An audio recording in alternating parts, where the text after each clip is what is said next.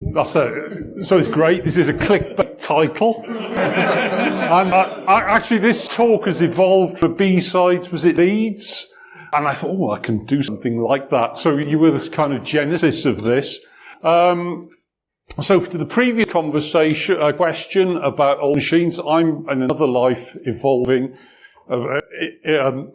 migrating a 1992 Sonos 4.1.1 machine, which is supporting an old type of aircraft onto an emulator, so they're still around. I actually retired 2.5 years ago. I worked as a kernel hacker for Oracle and Sun Microsystems, and you may wonder, how does a kernel hacker get into money laundering? I will explain. So I have some association with Aberystwyth. I mentor students, hopefully into careers. I do the contract work for Kept and I work for a Dutch firm as a kernel hacker when it rains, and that literally is our agreement. I actually come from Mid Wales, and I live in Mid Wales, and there's been lots of money laundering. Mid Wales has a long history of money laundering. So in the 1970s, we had the largest LSD factory in the world, which would now be worth about 800 million. When the 14 police forces shut it down, 90% of the LSD in the UK disappeared. And was worth sort of about, I think it was 800 million in today's money. And it was so good, they made a musical out of it. And 2-3 years ago, there was 80 million pounds worth, or 70, 80, 42, depends who you listen to, million pounds of cocaine washed up on the beach. So again, I wouldn't like to be I think laundering money, whoever lost that, it'll be the least of their problems. But on a non-drug thing, I'm in B-sides Aberystwyth, I know you're a long way. But you're more than welcome. We hope to be very small, won't be as good as this, as B-sides Newcastle, but you're very welcome to come along. So how to get in money laundering? How did I get into money laundering? That's the wrong thing to say. But it was kind of the focus of this. It's not technical, and it's not. I'm not an accountant, thankfully. It's about some of the things just changing your pattern of thinking a little bit. So I look out into the audience. You're all beautiful people. That is not in doubt. But there is a pretty good smattering of tax avoiders I can detect. I was talking to at least one gentleman earlier who is definitely a tax evader. And a couple who are involved in money laundering. But fortunately, in this room, I can detect nobody who is involved in scamming old people out of their savings. Yeah. Now, if I get this wrong, if those people could leave now, and if you could trip on the stairs on the way down, that would be great. When I call it tax avoiders, I include myself in that, and pensions. Okay? That's a way of government encouraged tax avoidance. If you behave in a certain way, since the first pension relief came in 1921, the UK government now spends 70 billion a year on pension tax relief, and then we think of ISA tax relief, and how many people are on a bike to work scheme, right? You get tax relief on that. That's tax avoidance. So that's at one end of the scale. And then there's, moving tax around from Cayman Island companies is kind of at the other. Tax evasion is where you get a plumber to come to your house to fit a leaking valve on the cistern on the toilet, and they go, 60 quid, but I'll do it for you for 50 quid cash. And you go, yeah, here's the 50 quid, right? You are a facilitator. That's tax avoiding. That is tax that is to pay on the money. We're not actually talking about that today. That is money you kind of legitimately have, but you've either taken advantage of the government tax scheme to avoid tax, or you're evading it, you're trying to hide it from the taxman. But it is kind of legitimate money. And when we talk about money laundering, we're talking really about money that you shouldn't have. So you have sold something you shouldn't sell, like ketamine, for example, ivory. You know what I mean. There's lots of things yourself. So is OnlyFans tax evasion? Possibly. So that's really what we're talking about. We're talking about money that people shouldn't have, and that is laundering. And why do we actually go and think about it? What's the thing here? Well, I got this, and it is a different talk, but is that AI is an asymmetric multiplier for cybercrime. And I'm going to guess at 10 to 1. Right? It's going to be 10 times better, and you can disagree, and that's fine. I haven't got time for a beer because I'm going to Aberdeen, but whatever the multiplier is, I believe it will be substantial. And it will be substantially better at aiding, finding exploits and empowering the exploiting of people. And from this, I'm saying basically we try and fix the situation, not the response. And for those who know Troy Hunt, you've been pwned, phishing, I don't think a lot of link training. But what I'm saying is try and fix the response rather than the situation. And one of the responses, a situation, is trying to stop or slow the flow of money that is as part of your overall cyber strategy.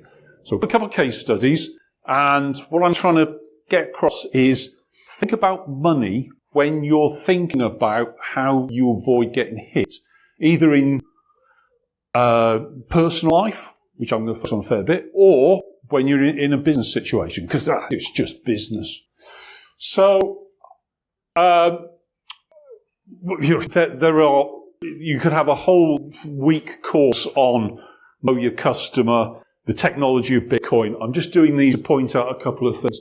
So one of the key things that is required by regulators, and the regulators are the scary people that make companies who do anything that's financial. And one of the things to do is know your customer. So this is that you prove who you are. Now, as you can, not 21, as you might guess, I've got quite a long banking history. So when I go and open an account, it's actually really easy. When my daughter goes and tries to open an account, 21, relatively little history, it's much more difficult. They require more things, more proof of identity. I'm quite easy to prove online because I've got a track record. Not that sort of track record. But it's quite difficult for her. And so know your customers about proving you are who you are. And that is part of money laundering, is be able to, anti-money laundering, to be able to tie your face, this will come up later, to the flow of money. And this is why some of the money laundering, the things like it's cuckooing, where you might use people with learning disabilities as money mules and get to open accounts, because that's very easy to manipulate. That's one of the things for drugs. So this is quite, I'm sure you've all been involved in this, but proving identity is a really key part of that.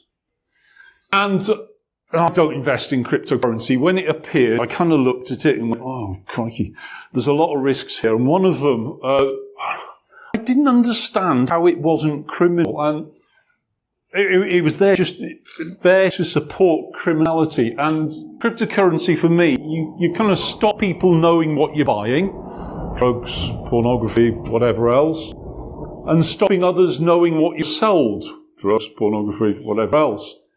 And there are lots, and you can buy now financial derivatives based on Bitcoin, and in effect, they're making a margin on the first two activities. And so it kind of doesn't fit with me, and I kind of think about cryptocurrency at a high level as an online Swiss bank account with much lower charges, because bankers are really expensive. But cryptocurrency does have a trail that can be followed. And so we're just going to go a little bit into the blockchain. Now, I'm no expert on blockchain.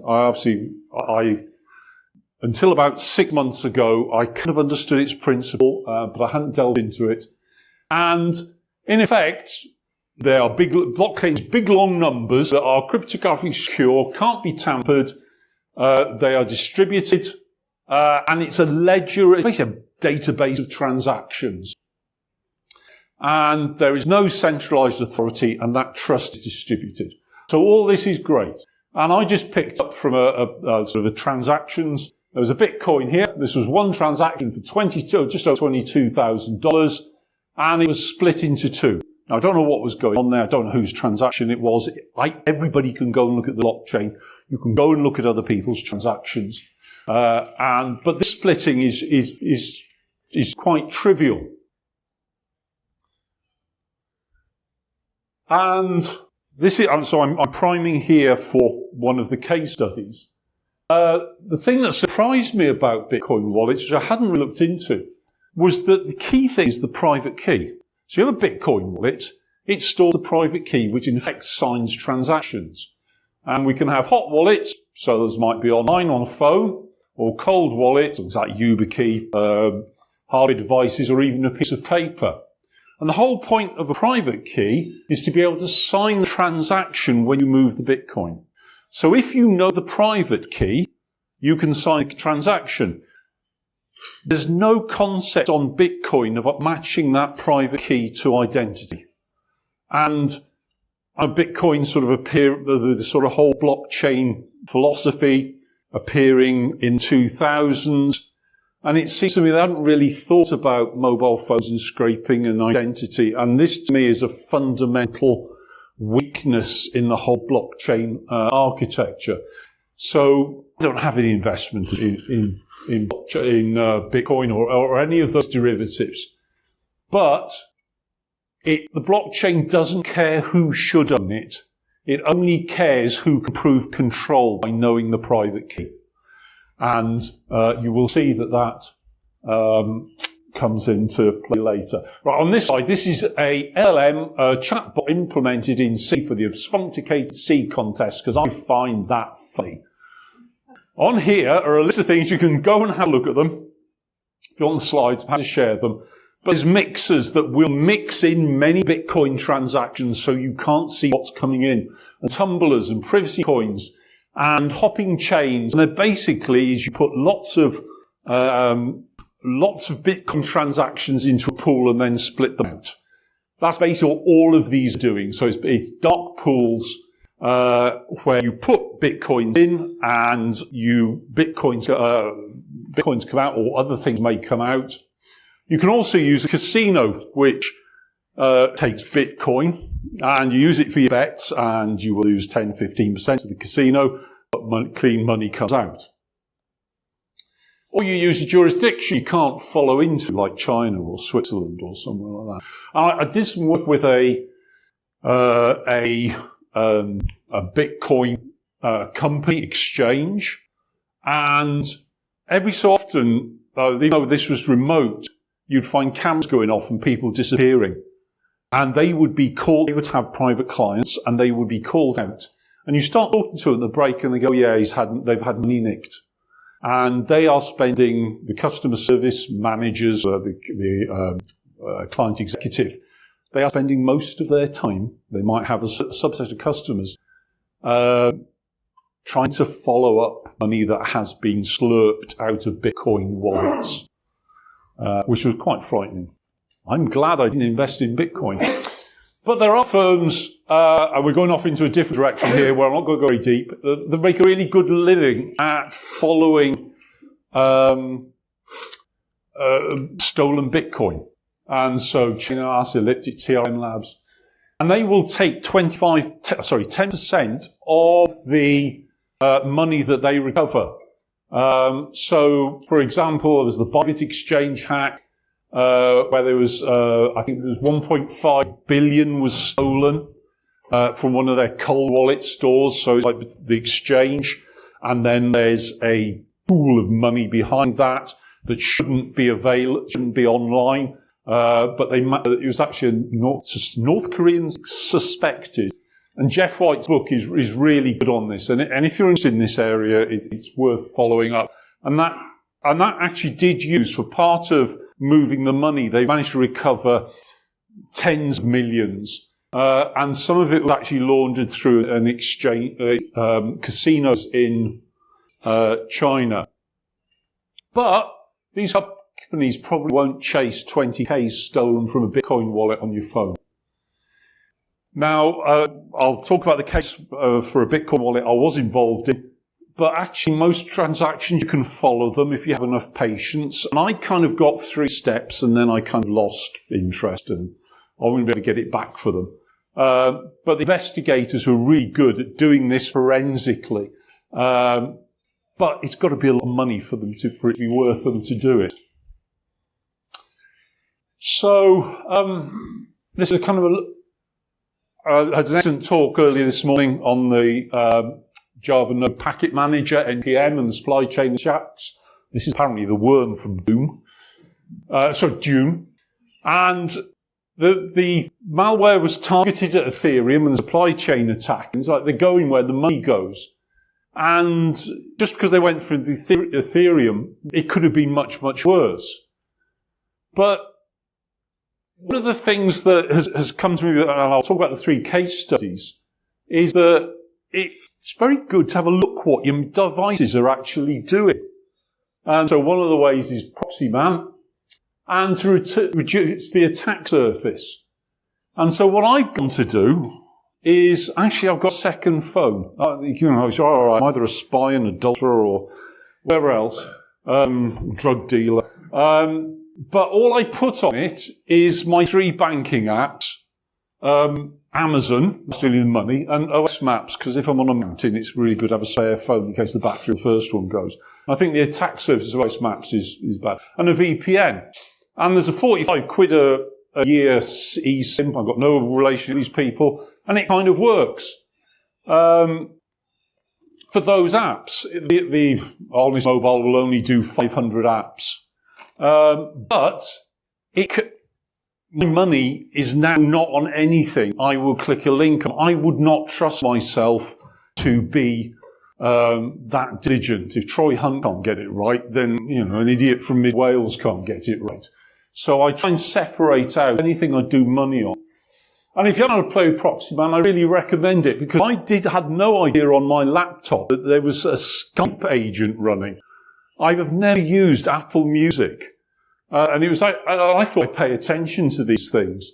But there was stuff on there that I really didn't expect. So that's well worth it. And this is just about cutting down the attack surface.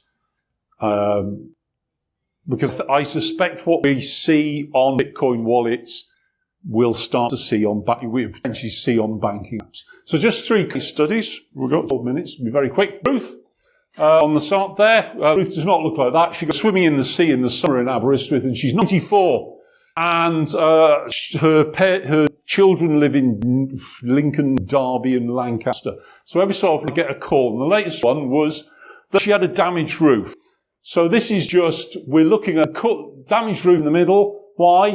Ruth agreed to do unneeded work. Why? She was targeted by rogue roofers. Okay? On this side is the barriers she breached, which she shouldn't really let them in the door. And there was no cold caller deterrence. And she didn't ask for trusted help. And there were no barriers to payments. And the things on this side that contributed, she has a 1960s trust model. 1994. We're not going to change that. It's a beautiful thing in a way. And so I invited him there to go tea, and they were half brothers. And then I point out, you've been scammed. Why? Well, these are the 10 reasons. And I don't think you've been scammed. Until they say they've done work for Next Door but One. We go to Next Door but One, and they go, what? But we can't change Ruth's trust model. What we could do is put a poster on the inside of the door to say, don't let these people in. And because what's going on here is this is a dopamine hit. And this is a dopamine. Dopamine? She wants a company. Okay? Yeah. And they managed to exploit that. I mean, these people here, these are professionals. They take they're the guild of scamming roofers. They're good at what they do. And they clearly must make money out of it. So there are a couple of things we can do. We can do things like put a video doorbell. And this is where it ties into money laundering. That ties a face, which possibly the police will know, to any money that she might transfer via account. We'll come back to Ruth again. I've had to change this a little bit to protect the guilty, but this was one of my work things, and there was a near miss of a fraudulent transfer of 98k. And so what happens is a CFO who has just been on a trip to, I think it was Thailand, is in asleep and he gets 2 phone calls, both of which drop, and then a text from the CEO saying, please read your email.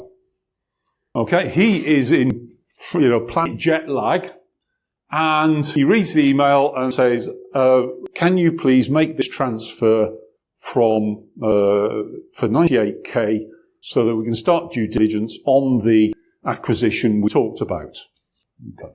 So he phones up the office, gets quite a junior person, who we will for sake call Mavis, but wasn't the name, and says, can you transfer this money as soon as you can? And then I think what he said is he tried to go back to bed, he couldn't sleep, and he ended up going in. And on his way in, and this is like bizarre circumstances, he actually bumps into the CEO in a petrol station, which is bizarre because the CEO has an electric car, which was in the garage, so was filling up, I assume, a diesel car. And the CFO says, oh, I've actioned the transfer requested. And they went, tell me that again? What? And they realised there wasn't one. Now, Mavis is just qualified as quite a trainee accountant, but she thinks, that's odd. Why are we paying these consultants as a transfer when normally we'd pay would be a purchase order? Right? And CFO's like, he's too jet lagged for that to click. So she delays it to check with somebody else. She's first in the office. And that's basically what stopped a 98k. Okay, 98k was under a limit. But what they managed to do is they managed to hack the CEO's phone. And so there was I guess it was a SIM swap, and there was a phone, text, and email. They knew they had access, I'm surmising that they had access to the calendar of the execs of the company, so they knew he would be a space cadet and not thinking straight, and crafted the email appropriately. So there's a lot of things you can do in terms of stopping SIM swapping, and that's a really good place to go. But you can also do things like revisiting the 100k limit and putting in things like multi-factor authentication for the exec calendars. And he didn't actually speak to the CEO in person. So, again, this is one of the things that we did here was we recommended that the C-suite, it's not a huge company, but they have 3 phones. One for internal, one for external email, and one for their own email. And a phone is now, you can have one iPhone, and then you've got 2 cheapy £60 phones for the other 2. And you can modify the Exchange server to route to different phones. Because if you get an email and it's actually, it's got a 1 instead of an L, you might not notice that. It might look right, but it will be coming from an external source. So the other bit of this is I asked to look at the CFO's phone. The CEO, yes, that's fine. And so I was busy going through his phone. He said, there's stuff on there you don't need to look at.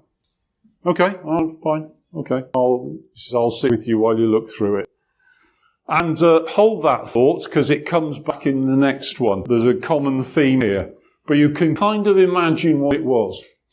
I'm out of time. And so, this is a friend of mine for many, many years, is an electrician. One of his friends is an electrician, got scammed. And he says, Clive knows about computers. He'll go and have a look and maybe get money back. And so, yeah. But it was interesting. You see, I'm a Unix person. Money to dev null. Right? Gone. Basically, 52k goes missing from a Bitcoin wallet. So we start, money's gone, Bitcoin. Why? I think. Right? This is sitting in somebody's kitchen. The private key got scraped. Why? His phone got hacked. how did his phone got hacked? It's not as red and as unknown as you might think. But again, we're looking at what the barriers were breached from here. He did some daft things, like he registered from an address in the United Arab Emirates. So when he phones up the exchange, they go, you're in the UK. You've joined this exchange from the United Arab Emirates. And they realise he doesn't actually live in the United Arab Emirates. So they go, no help. He had all his Bitcoin in one wallet. Right, this man, he can rewire your house and he's really good at it. But phones and technology are not his thing. There is no concept of OPSEC, okay, at all. And then we think about the circumstances that contribute to this. A positive circumstance is something that makes it better, not as bad. And a negative circumstance is something that makes it worse. Okay, so, well, I actually went, this is an opportunity for me to go and try and do some forensics on the blockchain, and I found that what had been extracted was tumbled within three times in 10 minutes. I didn't go any further. So I suspect it was automated, not that I'm an expert here. It's probably an automated attack. And this thing here, the circumstance, is the blockchain having no concept of owner. And this makes a difference to us in a business context if we're asked to pay, and we choose to pay a ransom. I know we're not meant to. To be fair, I could choose my words many ways, but his phone was a cesspit of curious process names.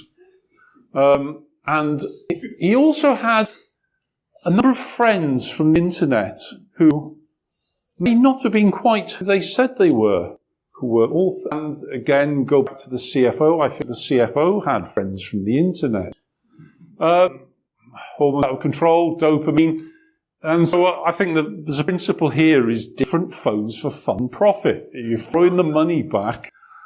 The phone actually is a great enabler. Okay, now on to the most important stuff. I'd like to, is a call to action. To adopt an elderly person, and this is actually more challenging than a CFO, all right, or a Sparky. Unfortunately, elderly people are the low-hanging scam fruit. So, I said these two roofers were professionals. They have a profession of scamming elderly people.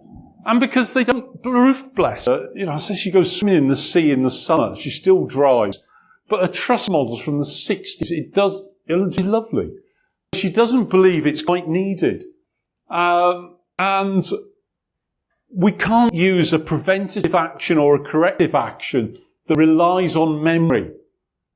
The other thing, which is, I bet you didn't think this would be in a talk, is that when all elderly people start getting paranoid, it actually can be an indication of a urinary tract infection. It's really serious, and it's the biggest killer of elderly people and all these other things. But paranoia is often a leading indicator of that. One of the things that does work is putting signs on the back of the door and once you put a cold call sticker up, it actually becomes a different offence and more serious offence to be cold calling then. And a video doorbell to track these ring, but still to track back to people. Also adding an anti-money laundering there, saving account behind the current account. So current account and saving account. But they have to be on board with any changes because they see this as a threat to its independence. And it's losing freedom. But what we're trying to do is extend the length of their independence. Often the offspring aren't up for a battle. Police officers and doctors, the elderly will often listen to them. And sometimes you just have to say, for now, I'm going to shrug my shoulders. And I'll come back to it, and particularly if you're not in that family chain. But banks really, I found them to be very cooperative, and things like co-approvals over a certain amount. I know that feels like a loss of independence, or maybe a 2-day delay of payment. But it can be pushing a rock up the hill, because again, they don't see the need. But it's a really, I encourage you, we're aware of this stuff, to try and adopt an elderly person. So, I think it's going to be a wild ride. Thank you for turning up. And thank you for helping me. One of my goals in life was to do a B-sides talk, so thank you for being here for the journey. Any questions? How do you launder money? How do you launder money? I think you follow the advice from the anti-money laundering training and reverse engineer it. I just clicked through it. So. You just click through it, yeah, and yeah, absolutely. You know, I would not be here. You're not going to come here and give a talk on how to launder money. You are going to come and say, you know, how do we avoid getting hit? And I think that thing of following the money trail into your thinking is what I hope you come away with. Add lasting power of attorney to your list of LDP. Excellent point. Just so somebody else can manage their finances and make it happen. Yes. And will. Yeah. Oh, yeah, I'll talk to the bank on their behalf. Yes. If you're in query and that. And thank you for doing my bingo card. Oh. For UTI. What other questions or concerns? I